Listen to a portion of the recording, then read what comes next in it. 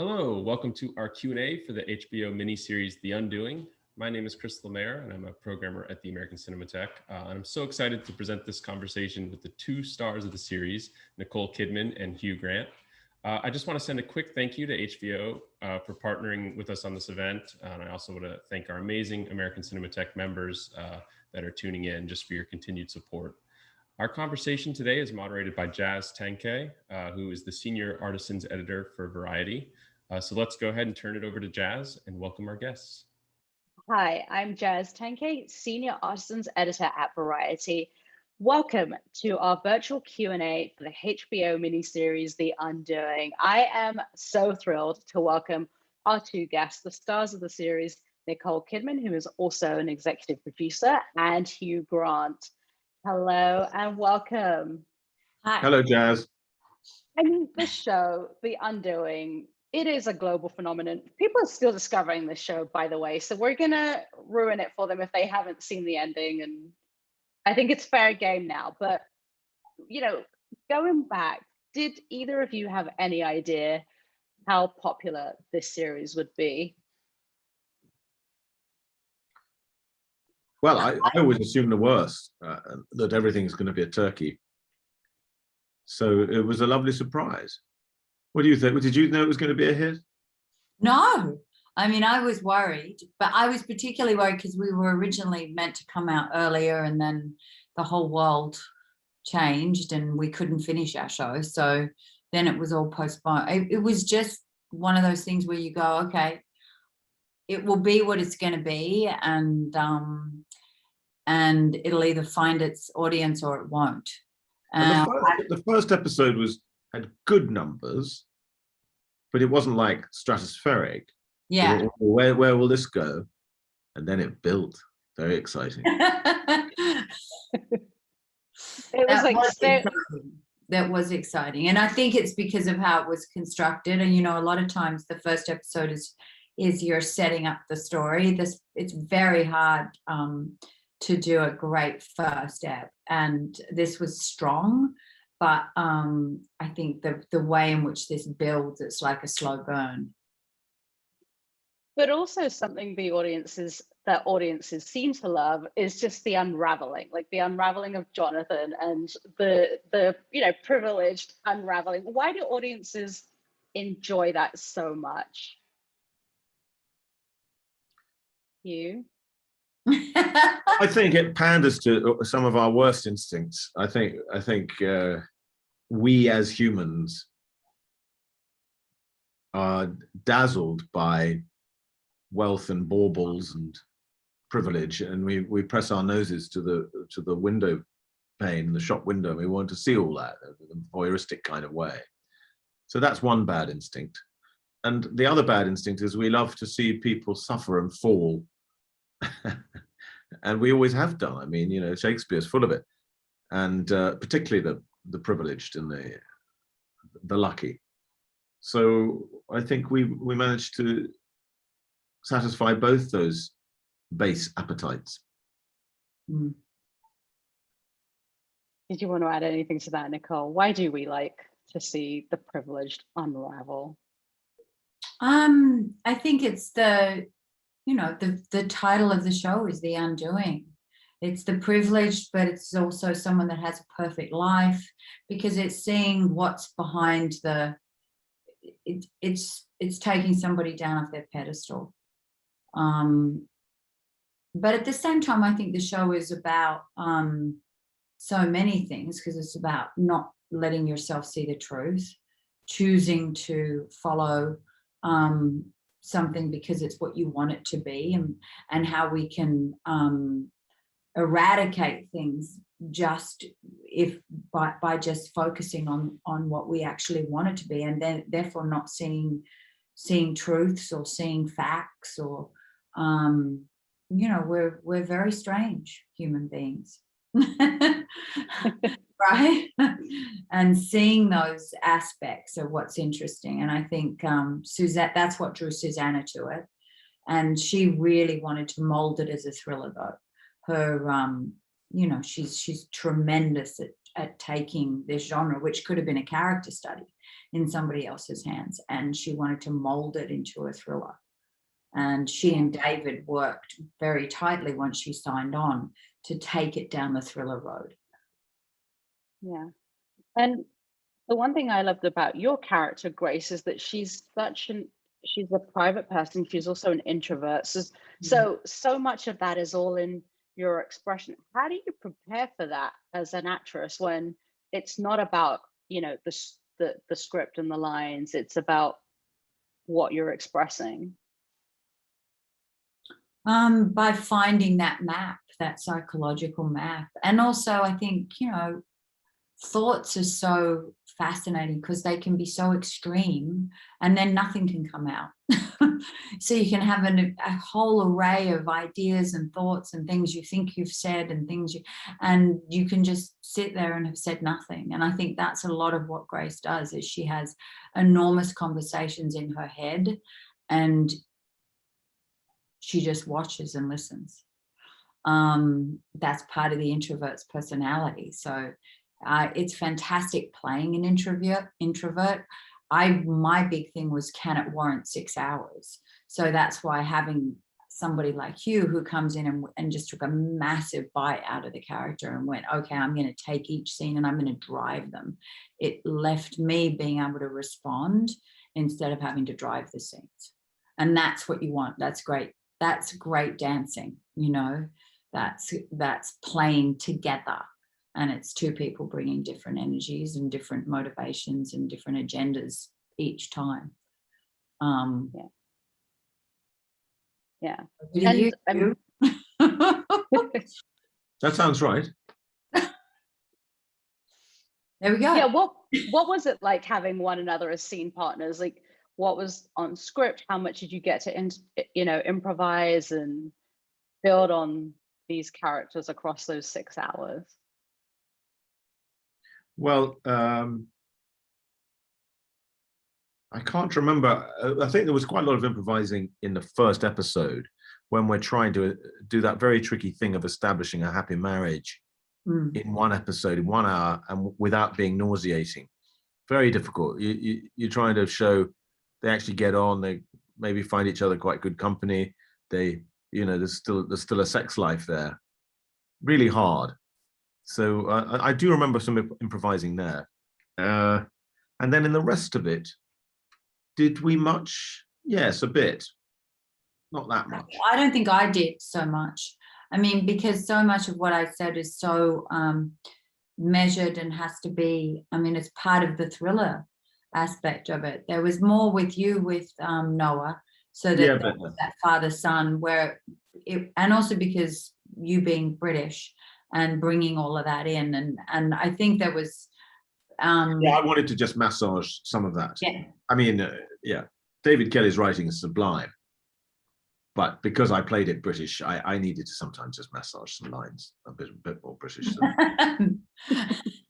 And David's open to that, he would always. I know that there was the chess wasn't, playing chess wasn't actually written in the script, and Susanna was like, I want you and your father to play chess, which was a great way of showing what the childhood was, the way in which we play, but also then for showing, chess is a wonderful thing to be playing when during the show there's a lot of chess moves happening. Right. But even when I smash the board and I walk off, that wasn't in the script. So Susanna takes the writing, and then she brings in the sets and all of her costume and her kind of what she brings, and then we as actors come in, and it really is a collaboration. So it all grows. And even while we were shooting, a lot of the supporting characters slowly grew in substance. So the Lily Ray character, my best friend, she was a much smaller part initially. Hugh, what was the challenge of playing a narcissistic sociopath? And I mean in the nicest way, but that's who Jonathan is, right? Yes. Well, I suppose the biggest challenge was to make it's believable that he might not have done this thing when all the arrows pointed to his guilt, but at the same time not be so utterly convincing that of innocence that when you look back in retrospect, having now seen that he's the killer, if you watch it, for instance, for a second time, you need to think, yeah, I see, that is possible. Actually, that person could be a killer. That was that I tried to strike that balance, because, you know, your duty, to speak in pretentious terms as an actor, is to be true to your character. Well, if I had been absolutely true to this psychopathic narcissist, you might have spotted much earlier on, this guy did it. He did it, obviously. So I had to find a way of being true to his lying persona as well. And the trick there was that I think a lot of narcissistic sociopaths actually lie so beautifully that it requires that they believe their own lies. So when I'm saying, I didn't do it, yes, I had an affair, but I didn't do it, he believes that. He believes his lies. That was absolutely key. So that's, I'm being true to two different characters rather than being dishonest ever. Yeah. And one of my favorite episodes or moments is when Grace is cleaning Henry's room and discovers the hammer and the violin case. And everybody, I think, you know, thought, did he do it for a second? And there's this beautiful moment where, you know, you see the connection between Grace and Henry and what a mother would do to protect her child. Like, talk about that moment, Nicole, filming that and just tapping into that aspect of, you know, maybe my child did do it for a second. Yeah, it was amazing when I read the episode and I was like, I gasped, which is, you know, hard to do when you're just reading something. And I think, yeah, it's so complicated because immediately through her head goes, did he do it? If he did do it, no, he didn't do it. Of course he didn't do it. No, it's, okay, he's protecting his father. Okay, now how do we get rid of this? Okay, what are we going to do? So I think that, and that all happens within a second, which is what I mean by the thoughts. You know, as human beings, we have thoughts and they're so rapid. And that was kind of one of the great things about this, is that Susanna's like, no, and she would hold on it and then move out of there, but still having to have all of those things flicker through. But it's interesting because what I'm going through can be very different to what the audience is experiencing, but ultimately what I'm going through by the end is exactly the path that I've taken the audience on. So every single thing that I think or feel is actually what the audience thinks and feels. So I don't believe him, I do believe him, my son did do it, my son didn't do it, all of those things. So that my trajectory is the same trajectory as the audience. And that's really interesting. But at the same time, which I always forgot, is that I would be the one that they would be thinking who did it. And I couldn't believe that that was so prevalent in people's minds, is that they thought it was me. That was the one thing I never thought the audience was good. You know, so that was really interesting with that whole, when it was coming out and it was getting more and more intense, where people were like, no, it's Grace, it has to be Grace. And then Hugh said that at one point they thought it was his mother. That was my favorite. Did you go down the rabbit hole every week and just see all the comments that people were saying and like who they thought could do it? And yeah, people had, I think somebody actually drew a map out of who it could possibly be. Like, that's how obsessed they were with the show. Yeah, it was marvelous. And, you know, I now realize that could only have happened because the show was put out in weekly episodes. If it had all been dumped at one time on a streamer, there would have been no conversation, and massive spoilers would have been out within 6 hours of the first person sitting down to watch it. So it was all very cunning, and I thoroughly enjoyed that. It was a show within a show. And I'm not on Twitter, so I couldn't follow any of it. So I would just get an update where people would say, "Oh my God, I'm so addicted." So mine was actually coming from, I was doing a show in Belfast. I was doing a film, and a lot of the crew were watching the series as it was unfolding. So a lot of my responses were coming through them. Meanwhile, I was taking my kids to school at a school very similar to Reardon, but in London, and passing the yummy mummies on my way in every day, with them looking at me more and more nervously.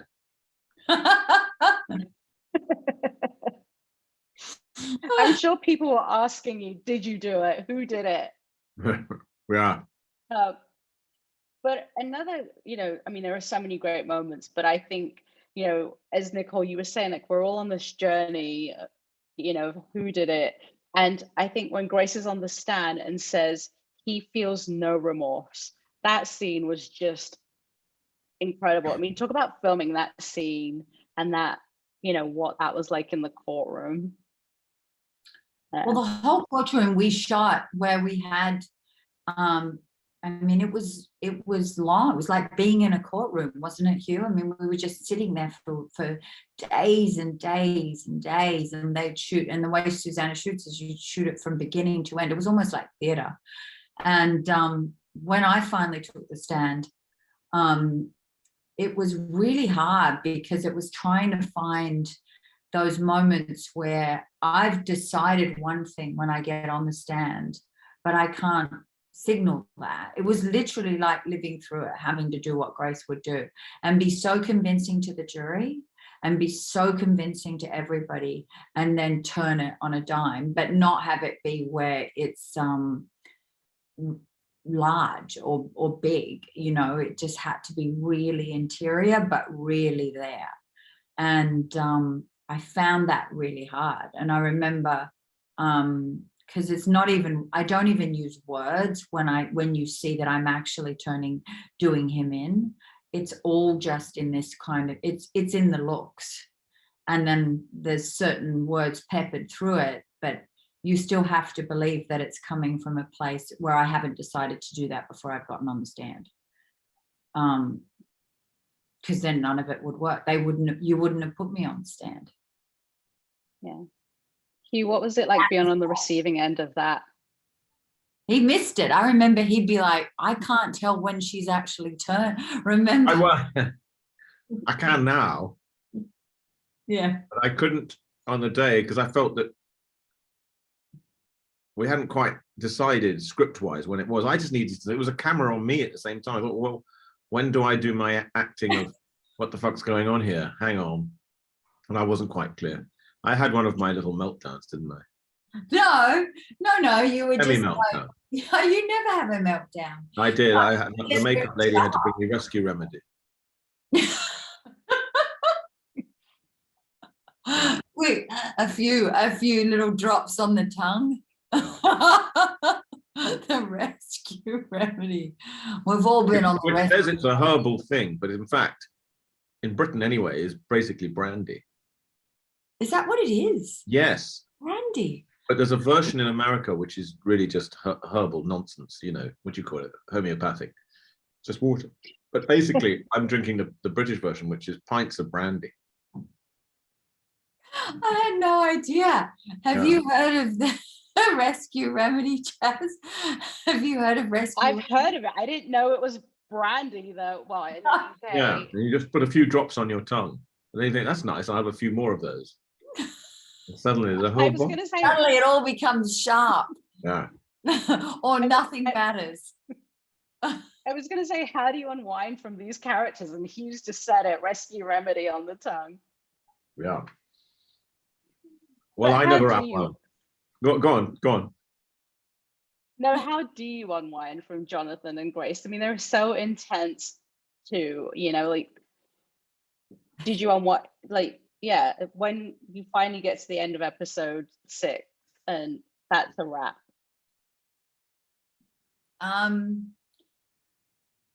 well, we finished at different times. But I was like, I pretty much stepped out of her immediately because it was a long shoot and it took a lot. And I'd asked my family to sort of be there, and they were waiting and waiting for me to finish. And it's not like I can come home and have, oh my gosh, I'm full of beans, ready to go. Let's do. I mean, I come home and I prepare for the next day, but then I'm pretty much trying to go to bed because you get up so early. So it's just like, it's really like running a long marathon where you're just going, okay, I got to stay focused and in this state of like a bubble. And so the minute was over, I was just relieved.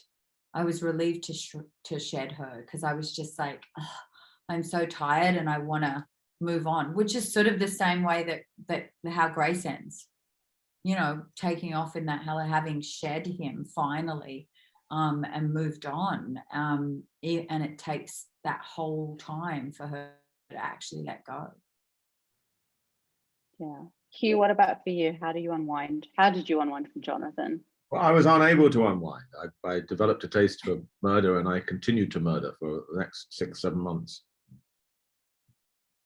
But I've stopped. And my last one was ages ago. People are like, but here's a fun fact. I didn't know this, Nicole. Apparently you sing the title track, Dream a Little Dream.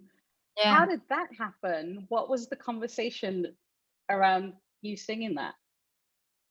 That was Susanna calling me. We were meant to come out in April, and because everything shut down, we couldn't finish. And we were so close to finishing. We had the date, we were meant to come out and everything.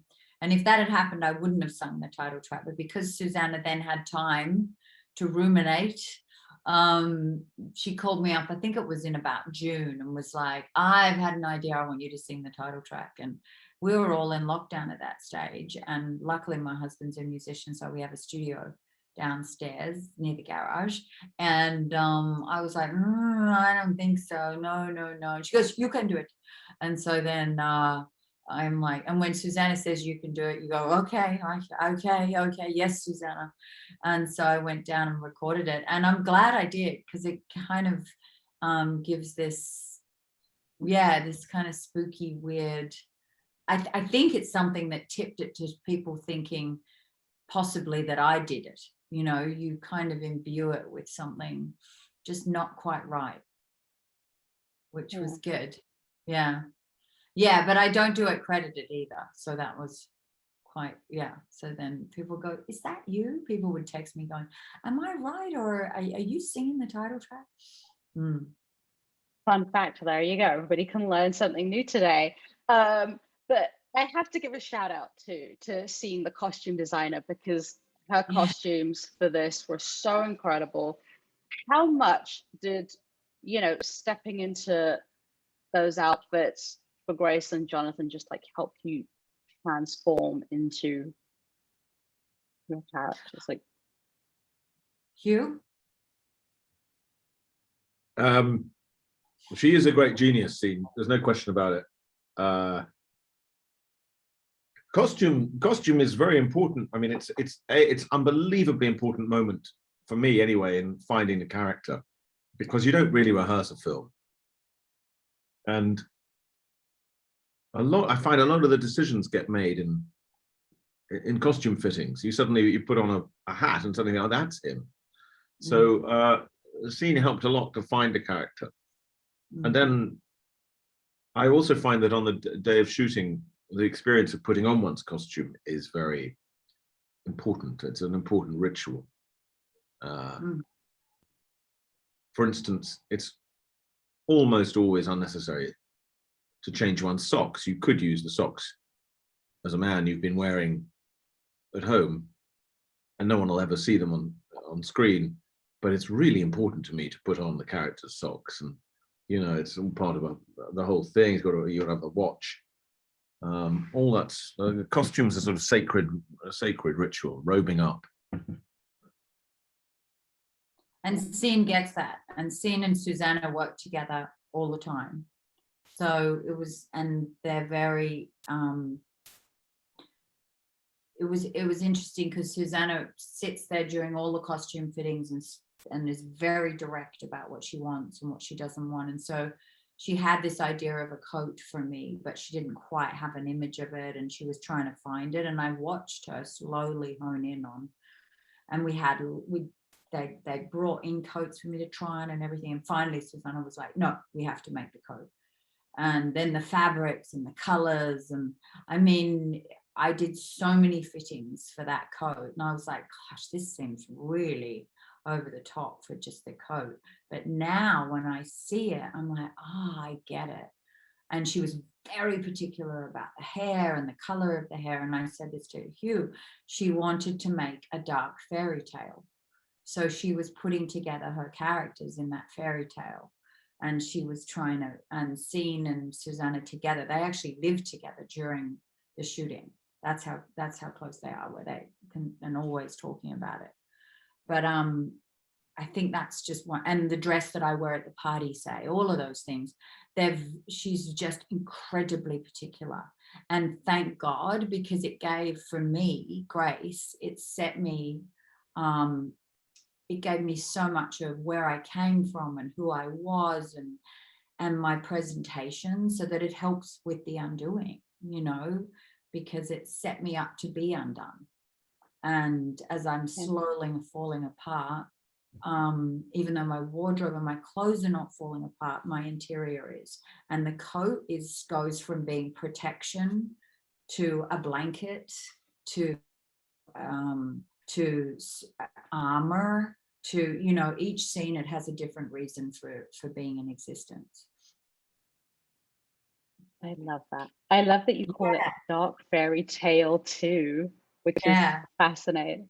So, but I want to say, Nicole, Hugh, thank you so much for discussing the dark fairy tale that is The Undoing, and for joining me today. And thank you to American Cinematheque for hosting, and to the audience. So thank you all for today. Thank That was you. great. Thank you. Thanks, Thank you so much.